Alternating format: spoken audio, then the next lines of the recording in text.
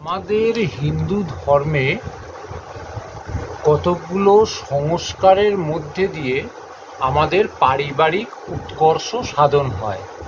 এই সংস্কারগুলোর নাম যেমন গর্ভাধান, পুংসবন, সীমন্তোন্নয়ন, সাধভক্ষণ, জাতকর্ম বা জাতকর্ম, নামকরণ, নিষ্ক্রামণ, অন্নপ্রাশন, চূড়াকরণ, কর্ণবেদ, নাসিকাবেদ, উপনয়ন, বিদ্যারম্ভ, সমাবর্তন, অবুরাহ্ন, বিবাহ, দিরাগমন, দীক্ষা, বানপ্রস্থ, সন্ন্যাস, গাত্রহরিদ্রা, আশীর্বাদ এবং শ্রাদ্ধ।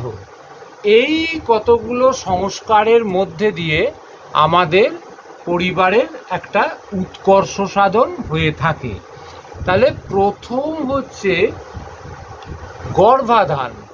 গর্ভাধান আমরা কাকে বলবো না, গর্ভে বীর্য স্থাপনের প্রথম দিনটাকে বলা হচ্ছে গর্ভাধান।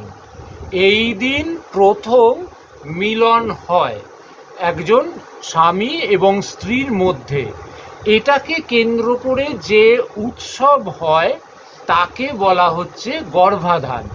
পুংসবন হলো যে এই বীর্য স্থাপনের পর প্রথম যেদিন জানতে পারছেন মানুষ যে ঘরের স্ত্রী গর্ভবতী হয়েছেন, সেই দিনটাকে বলা হচ্ছে পুংসবন। পুংসবনের পরে 8 মাসের মাথায় একটা আসে যে মহিলা প্রথম চুলের যত্ন করবে বা চুল আঁচড়াবে, এই রকম একটা দিনকে বলা হয় সীমন্তোন্নয়ন। তারপরে হচ্ছে 9 মাসের মাথায় সেই গর্ভবতী মহিলার মনে যা কিছু খাবার ইচ্ছা জাগে, সেই খাবারটা খাওয়ানোর দিনটা হচ্ছে সাধভক্ষণ, অর্থাৎ তার মনের ইচ্ছা পূরণ করানো হচ্ছে। এরপরে হচ্ছে জাতকর্ম।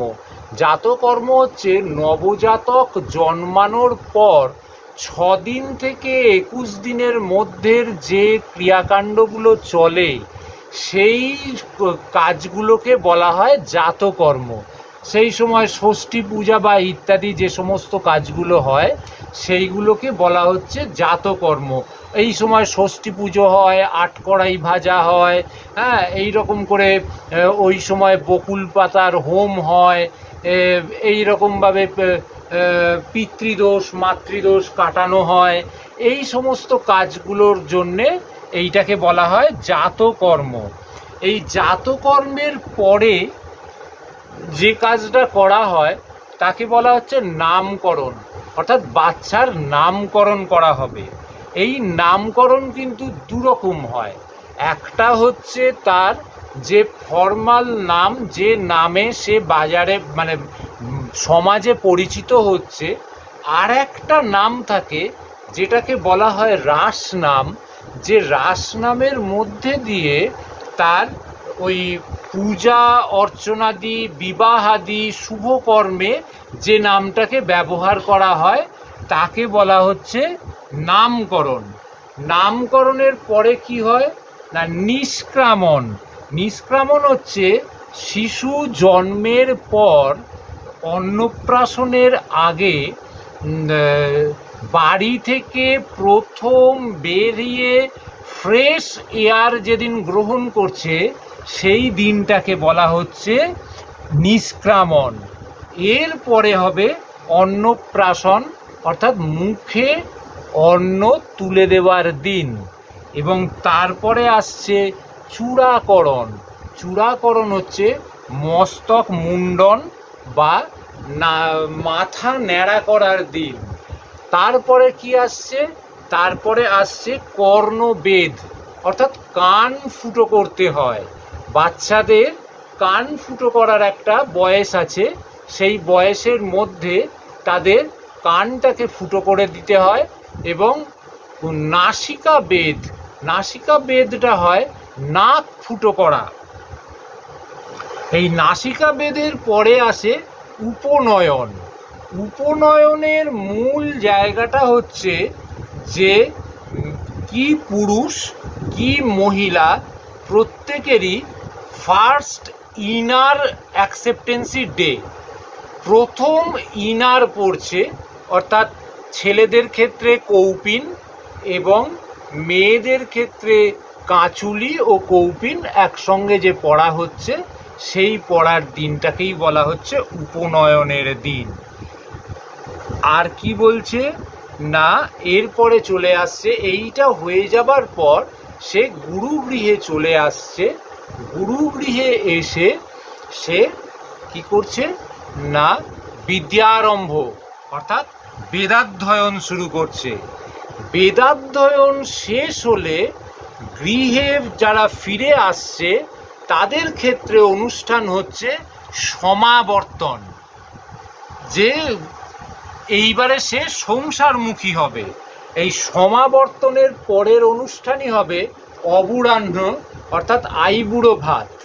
এই অবুড়ান্ন কমপ্লিট করার পর আসছে বিবাহ। বিবাহ হবার পর স্ত্রীকে নিয়ে ফিরে আসাটাকে বলা হচ্ছে দিরাগমন অনুষ্ঠান। এই দিরাগমনের পর হবে দীক্ষা, দীক্ষার পরে হবে বানপ্রস্থ, তারপরে হবে সন্ন্যাস। আর এর মধ্যে আমি আরও দুটো বলেছি, গাত্রহরিদ্রা, আশীর্বাদ এবং শ্রাদ্ধ। তো শ্রাদ্ধ তো সবার শেষে গিয়ে, গাত্রহরিদ্রা এবং আশীর্বাদ। গাত্রহরিদ্রা হলো গায়ে হলুদ দেওয়ার দিন, অর্থাৎ নিজের শরীরকে পরিষ্কার রাখা বা পরিষ্কার করার দিন। তো এই দিনটা দেখা যাচ্ছে গর্ভাধান, পুংসবন, সীমন্তোন্নয়ন, সাতভক্ষণ, জাতকর্ম, নিষ্ক্রামণ, অন্নপ্রাশন, চূড়াকরণ এবং উপনয়ন, সমাবর্তন, অবুড়ান্ন এবং বিবাহ, এই সবকটার আগেই এই গাত্রহরিদ্রা অনুষ্ঠানটা হয়ে থাকে। তাছাড়া যেটা হয় সেটা হচ্ছে আশীর্বাদ। আশীর্বাদও এই নামকরণের সময় একটা আশীর্বাদ হয়, জাতকর্মের সময় একটা আশীর্বাদ হয়, অন্নপ্রাশনের সময় একটা আশীর্বাদ হয়, চূড়াকরণের সময় হয় না কিন্তু উপনয়নের সময় হয়, বিদ্যারম্ভের সময় হয়, আর বিবাহের সময় হয়। এই সমস্ত অনুষ্ঠানগুলোর মধ্যে দিয়ে আমাদের সংস্কারে নিজেদের উৎকর্ষতা বৃদ্ধি পায়, অর্থাৎ সমাজ বর্ধিত হয়। সীমন্তোন্নয়ন কখন হয়? সীমন্তোন্নয়ন হয় গর্ভ মাস থেকে 4 মাসের মধ্যে যে কোনো শুক্লপক্ষের দিনে পঞ্চামৃত খাইয়ে সীমন্তোন্নয়ন করা হয়। আর জাতকর্ম হচ্ছে শিশুর জন্মের পরে 6 দিন থেকে 8 দিনে, 6 দিনে 8 দিনে ও পিতৃ ও মাতৃদোষ খণ্ডন ইত্যাদি নিয়ে জাতকর্ম করা হয়। আর নামকরণ হচ্ছে জন্মের 10 দিন পর থেকে 101 দিন বা 2 বছরের মধ্যে এই নামকরণটা করে ফেলা হয়। আর নিষ্ক্রামণ হচ্ছে জন্মের পর 3 মাস বা 4 মাসের মাথায় বাচ্চা শিশুকে বাড়ি থেকে বাইরে বেরিয়ে ফ্রেশ এয়ার প্রথম নেওয়া এবং বেড়াতে বেরোনোর আনন্দ বাচ্চাকে দেওয়ার দিনই হচ্ছে নিষ্ক্রামণের দিন। এরপর 6 মাসের মাথায় হবে, শিশুর জন্মের পর 6 মাসের মাথায় হবে অন্নপ্রাশন। এই অন্নপ্রাশনে প্রথম বাচ্চা কঠিন বস্তু অর্থাৎ একটু পায়েস, একটু ভাত এবং শট রস অর্থাৎ টক, ঝাল, নোনতা, মিষ্টি কষায়, সব রকম স্বাদ তিক্ত, সব রকম স্বাদের মেশানো একটা ছোট্ট মণ্ডপ, তার একটুখানি অংশ অন্নপ্রাশনের দিন প্রথম তাকে মুখে দেওয়া হয়। এরপরে হচ্ছে চূড়াকরণ। চূড়াকরণ হচ্ছে জন্মের পর 3 বছর বয়সের মাথায় শুক্লপক্ষের দিন কোনো এক শুভ দিনে এই মাথা ন্যাড়া করা বা মস্তক মুন্ডন করাকেই বলা হচ্ছে চূড়াকরণ। আর কর্ণবেদ হচ্ছে ছেলেদের ক্ষেত্রে 3 থেকে 5 বছর বয়সের মধ্যে পুরুষ এবং স্ত্রী নির্বিশেষে। আর নাসিকাবেদ কেবলমাত্র মেয়েদের হয় 3 থেকে 5 বছরের মধ্যে। এবারে পরবর্তী অংশ হচ্ছে উপনয়ন। উপনয়ন হচ্ছে জন্ম মাস থেকে 8, 11 ও 12 বছর বয়সের মধ্যে যথাক্রমে ব্রাহ্মণ, ক্ষত্রিয় এবং বৈশ্যের মধ্যে পুরুষ এবং স্ত্রী নির্বিশেষে প্রথম ইনার বস্ত্র পরার দিন। এইটা হচ্ছে প্রথম। এই সময়েতে প্রথমে বাচ্চা শিশু হাতেতে যজ্ঞের সমিধ নিয়ে গুরুগৃহে আসেন এবং গুরুগৃহে আসার পর গুরুকে সেই যজ্ঞের সমিধ দান করে তারা পুরুষ হলে গুরুর সঙ্গে এবং স্ত্রী হলে গুরুমার সঙ্গে গিয়ে তারা প্রথম শরীরে ইনার ধারণ করে এবং তারপরে বেদারম্ভ বা বিদ্যারম্ভ গুরুকুলে আরম্ভ করে। এই গুরুকুলের বিদ্যা 12 বছর অধ্যয়নে থাকতে হয়। এই 12 বছর অধ্যয়ন সমাপনান্তে যারা গুরুকুল থেকে গুরুর কাছে পরীক্ষা দিয়ে সংসার করার উপযুক্ত বলে গুরু মনে করেন, তাকে গুরু বাড়িতে ফিরিয়ে আনেন। বাড়িতে ফিরিয়ে আনলে পরে তখন সেই যে অনুষ্ঠান হয়, মানে ছাত্র বাড়ি ফিরে আসছে, সেই অনুষ্ঠানটার নাম হচ্ছে সমাবর্তন। এই সমাবর্তন অনুষ্ঠান যেই হলো, সমাবর্তনের পরেই অবুরন্ন বা আইবুড়ো ভাত খাওয়ানোর অ্যারেঞ্জমেন্ট তার শিশুর বাবা মা তার করেন এবং এই সময়ে বাচ্চার বয়স প্রায় 25 বছর মতো হয়ে যায়। তো এই সময়েতে তাদের বিবাহ হয় এবং তার আগে আইবুড়ো ভাত খাওয়া হয়। আইবুড়ো ভাতের পরে বিবাহ দিয়ে সন্তানকে সংসারী করে তারপরে কি হয়, পিতা চলে যান বনবাসে যদি তার বয়স 50 বছর হয়ে যায়। পিতার বয়স 50 বছর হলে পরেই পিতা চলে গেলেন মাকে সঙ্গে নিয়ে বনবাসে। সেখানে কোনো আশ্রম তৈরি করে সেখানে তারা ছাত্রাবাস করেন। সেখানে তিনি গুরুকুলের শিক্ষাদান করেন এবং এখানে সন্তান সংসারী জীবন যাপন করেন। এবারে সন্তানের যখন 50 বছর বয়স হয়ে যায় তখন সেই সন্তান আবার বানপ্রস্থে যায়। তখন পিতা বা পিতা চলে আসেন কোথায় না, সন্ন্যাস জীবনে। এইভাবেই সন্ন্যাস জীবনে চলে আসলো যখন, তখনই সন্ন্যাসের দীক্ষা হয়। দীক্ষা হয়ে সন্ন্যাস জীবন যাপন করেন। এর মধ্যে আরও একটা জিনিস যেটা মেয়েদের হয়, সেটা ওই 9 থেকে 12 বছরের মধ্যেই হয়, সেটা হচ্ছে মেয়েদের রজবতী অনুষ্ঠান। এই অনুষ্ঠানগুলো করার মধ্যে দিয়ে পারিবারিকভাবে জানান দেওয়া হয়, আত্মীয় স্বজন বন্ধু বান্ধব সবাইকে জানানো হয়। কেন না, মেয়ে যখন প্রথম রজবতী হচ্ছে সেটা জানানোর মূল উদ্দেশ্যই হচ্ছে তার কন্যা বন্ধা নয়, এবং তার কন্যা কখনো না কখনো বিবাহ হবে, এবং বিবাহের যোগ্যা হলে পরে এই আত্মীয় স্বজনের মধ্যে থেকেই সন্তান দেখা এবং তার সঙ্গে বিবাহ দেওয়ার ব্যবস্থাটা যাতে করা যায়, যাতে তার কোনো রকমের কোনো দুর্নাম না ছড়ায়, তার জন্যে এই অনুষ্ঠানগুলো করার প্রয়োজনীয়তা তখনকার দিনে মানুষ মনে করতেন। আমি এই যে উপনয়নে বললাম যে প্রথম ইনার পড়ার দিন বা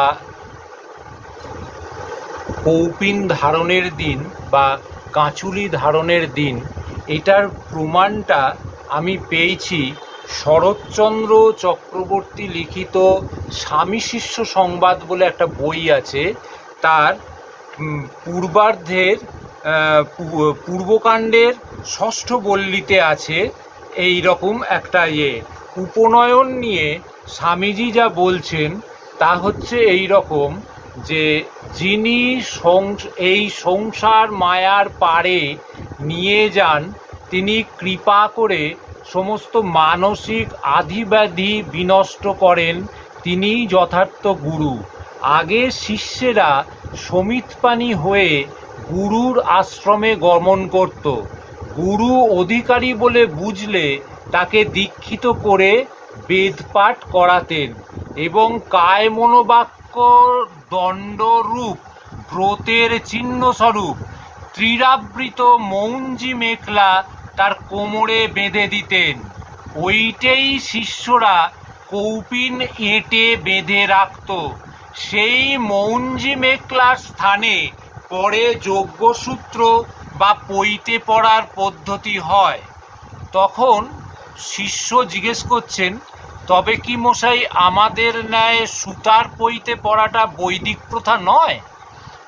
তখন স্বামীজি বলছেন, বেদে কোথাও সুতার পৈতের কথা নাই।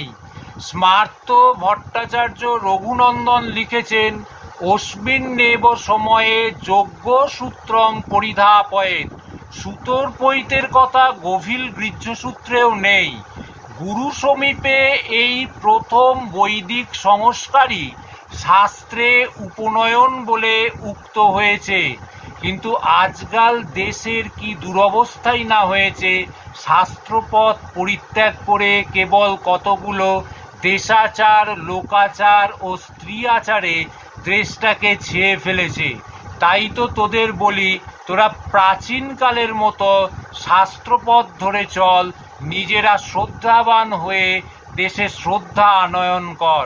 নচিকেতার মতো শ্রদ্ধা হৃদয়ে আন, নচিকেতার মতো যমলোকে চলে যা আত্মতত্ত্ব জানার জন্য, আত্মা উদ্ধারের জন্য। এই জন্ম মরণ প্রহেলিকা যথার্থ মীমাংসার জন্য যমের মুখে গেলে যদি সত্য লাভ হয়, তাহলে নির্ভীক হৃদয়ে যমের মুখেই যেতে হবে। ভয়েই তো মৃত্যু,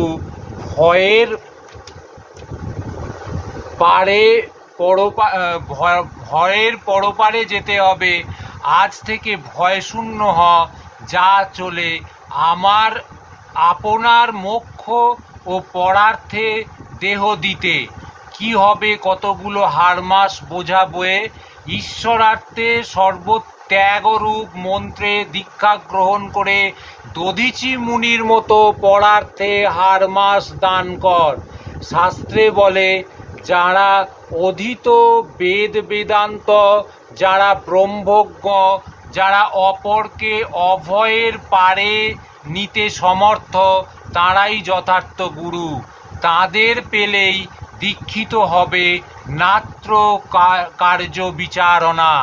এখন সেটা কেবল দাঁড়িয়েছে অন্ধে নৈব নিয়মানা যথান্ধা। সময়ে যে নারী পুরুষ নির্বিশেষেই যে উপনয়ন হতো এবং স্ত্রীরা যে নাগযজ্ঞ পবিত্রিনী হতেন, তারই প্রমাণ এখান থেকে পাওয়া গেল। দ্বাদশ বর্ষ গুরুগৃহে থাকার পর সমাবর্তনে সাংসারিক জীবনের কথা বলেছিলাম। যারা এই সমাবর্তনে আসতেন না তারা নৈষ্ঠিক ব্রহ্মচারী হয়ে তারাও আশ্রমে গুরুগৃহে থেকে শিক্ষাদান এবং দীক্ষাদানের কাজে ব্যাপৃত থেকে তারাও কিন্তু একটা বয়সের পর বা সন্ন্যাস নিতেন এবং সেইভাবেই আমাদের পারিবারিক চাকাটা ঘুরত এবং মৃত্যুকালে শ্রাদ্ধের অনুষ্ঠান এবং শ্রাদ্ধকর্ম ইত্যাদির মধ্যে দিয়েই আমাদের এই কর্মটা চলতো। এই যে আমাদের অন্নপ্রাশন, জাতকর্ম, নামকরণ, এই যে অনুষ্ঠানগুলো, এই অনুষ্ঠানগুলোর মধ্যে দিয়েই কিন্তু আমাদের একটা সমাজে একটা এর গুরুত্ব তখনকার দিনে ছিল। তখনকার দিনে কোনো বিনোদন ছিল না এবং এই বিনোদনের অঙ্গ বলতে এইগুলোই ছিল, এগুলোকে নিয়েই মানুষ আনন্দে মেতে থাকতো। এখনকার দিনে বিশেষ করে যেখানে জন্ম, মৃত্যু, বিবাহ এবং জমি রেজিস্ট্রি, সরকারিভাবে রেজিস্ট্রিকরণের পদ্ধতি চালু হয়েছে, সেইখানে দাঁড়িয়ে এই অনুষ্ঠানগুলোর আজকে মূল্য হারিয়ে ফেলেছে। বহু অনুষ্ঠানেরই আজকে আর কোনো কিছুই কর্ম করতে দেখা যায় না। বহু সংস্কারই আজকে বিলোপ হয়ে গেছে। কেবলমাত্র কয়েকটা জিনিস আজও অবধি চলছে, সেটাও কেউ যদি না করে কেউ কিছু বলতে পারবে না। বা তৎকালীন সমাজে যেমন ব্রাহ্মণরা এর প্রতিবাদ জানাতো যদি সংস্কার কর্ম না হয়, এখনকার দিনে সেই প্রতিবাদ জানানোরও আর কোনো জায়গা নেই। কারণ এই যে রেজিস্ট্রেশনগুলো হয়েছে এটা একটা বড় সুফল। কারণ তখনকার দিনে এই জিনিসগুলো মৃত ব্যক্তির সম্পত্তি উত্তরাধিকার সূত্রে পাবার জন্য ব্রাহ্মণকে সাক্ষী দিতে হতো এবং ব্রাহ্মণই সেখানে দাঁড়িয়ে উত্তরাধিকারকে সম্পত্তিগুলো পাইয়ে দিতেন।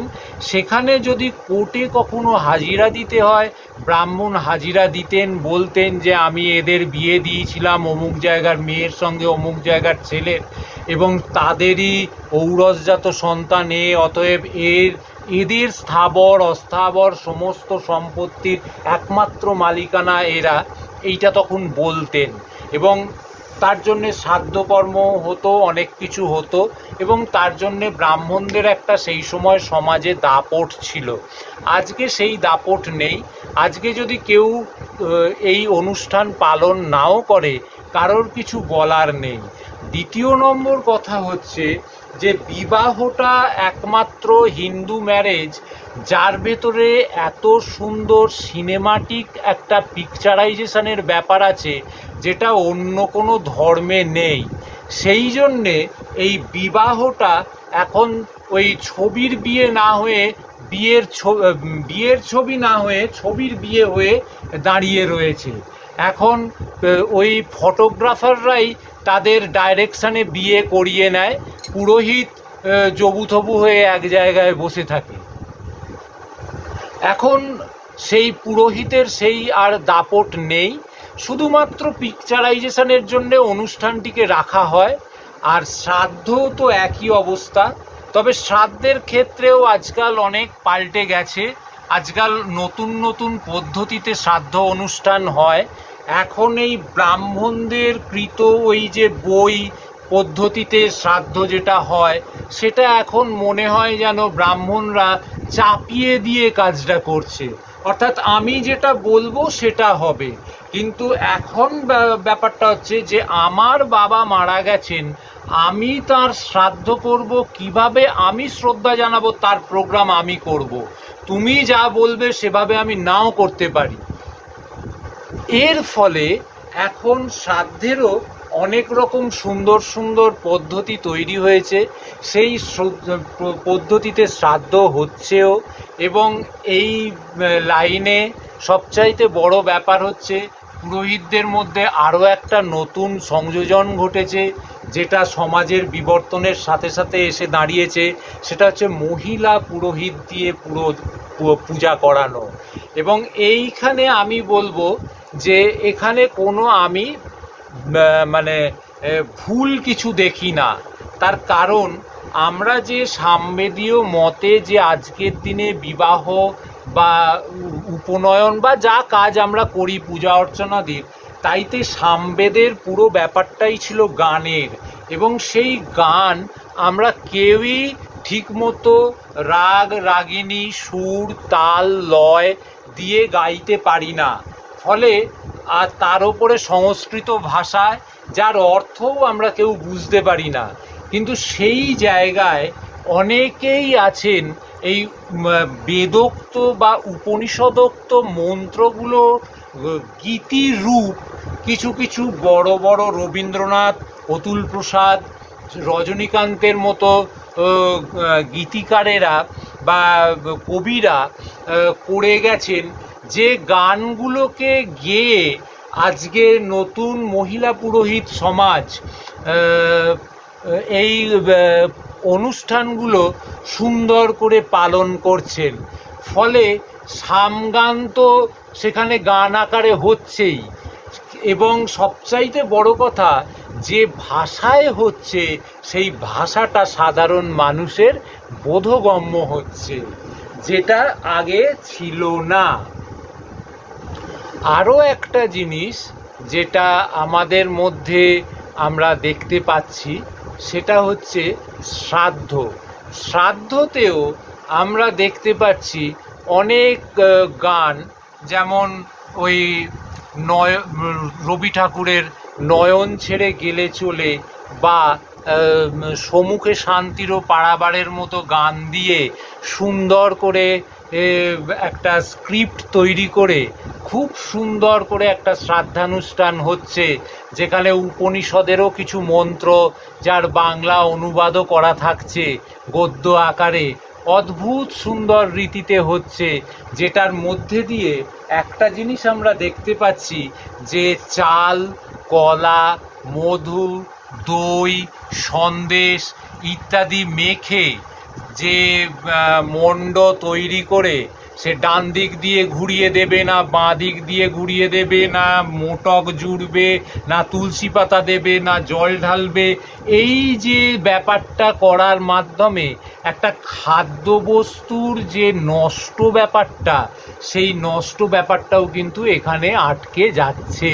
এখানে কিন্তু এই সব জিনিসগুলো যেমন আসছে না, তেমনি অদ্ভুত সুন্দর একটা রুচিসম্পন্ন শ্রাদ্ধানুষ্ঠানও আমরা আজকাল দেখতে পাচ্ছি।